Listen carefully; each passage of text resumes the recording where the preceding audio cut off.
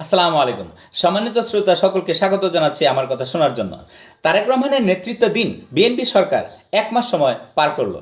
কেমন ছিল বিএনপি সরকারের 1 মাস? সম্মানিত শ্রোতা, আমি আমার মতামত উপস্থাপন করছি। ইনিশিয়ালি অনেক জল্পনা কল্পনা ছিল কিভাবে তারেক রহমান মিনিস্ট্রিজ ফর্ম করেন। হাওয়েভার তিনি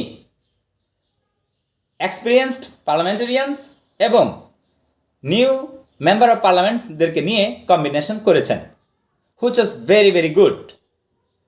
সম্মানিত শ্রোতা, যেটা আনএক্সপেক্টেড অ্যাপয়েন্টমেন্ট ছিল সেটি হচ্ছে doctor Khalilur Rahman for foreign affairs. Doctor Khalilur Rahman ছিলেন adviser to the interim government led by doctor Mohammad Yunus. এই নিয়োগটি কেন? Probably for better negotiation, for keeping balance, and to maintain a win-win situation with the USA. এবং সময় বলে দিবে তার অ্যাপয়েন্টমেন্টটা কতটা লজিক্যাল ছিল। সম্মানিত শ্রোতা, দ্বিতীয় যে বিষয়টি সেটি হলো বাংলাদেশ ব্যাংকের গভর্নর ডক্টর মোহাম্মদ মনসুরকে যেভাবে সরানো হলো সেটা নর্মস, রুলস, সিস্টেম, ক্রাইটেরিয়ার মধ্যে ছিল না।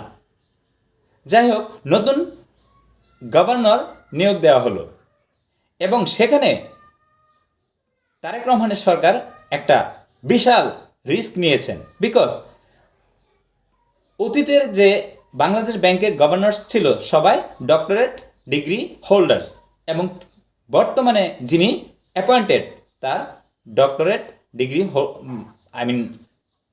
তিনি ডক্টরেট ডিগ্রি হোল্ডার না এবং ব্যাংকিং সেক্টরে তার এক্সপিরিয়েন্স নিয়ে প্রশ্ন আছে। সম্মানিত শ্রোতা, in all city corporations government administrators নিয়োগ দিয়েছে, not only in city corporations but also in 42 ডিস্ট্রিক্টসে গভর্নমেন্ট রানিং গভর্নমেন্ট অ্যাডমিনিস্ট্রেটরস নিয়োগ দিয়েছে এবং যেটার জন্য সমালোচনা হচ্ছে। এখন প্রশ্ন হচ্ছে why?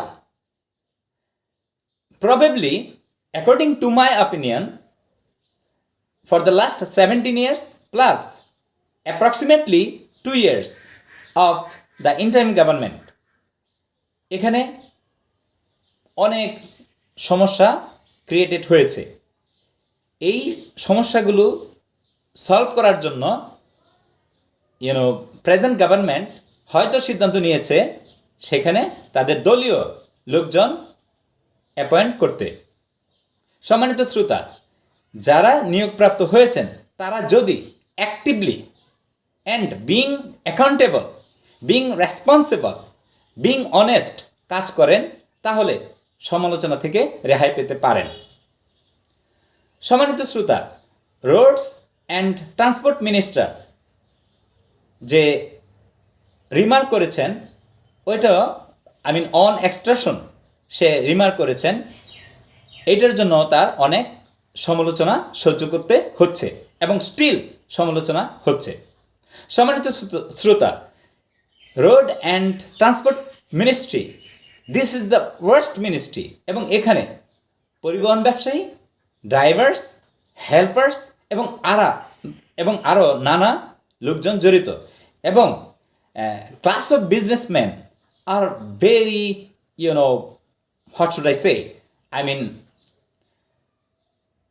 cruel, okay, and they belong to misbehaviorism.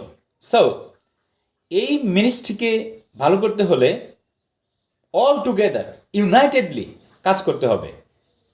Okay, finally education minister যে রিমার্ক করেছেন admission for class 1 either lottery or examination, and maybe lottery will be cancelled and instead of lottery examination admission test will be. So এইটার জন্য coaching যে বাণিজ্য এবং guardians plus কোমলমতি স্টুডেন্টসরা অনেক anxious হবে এবং তারা they will be under stress.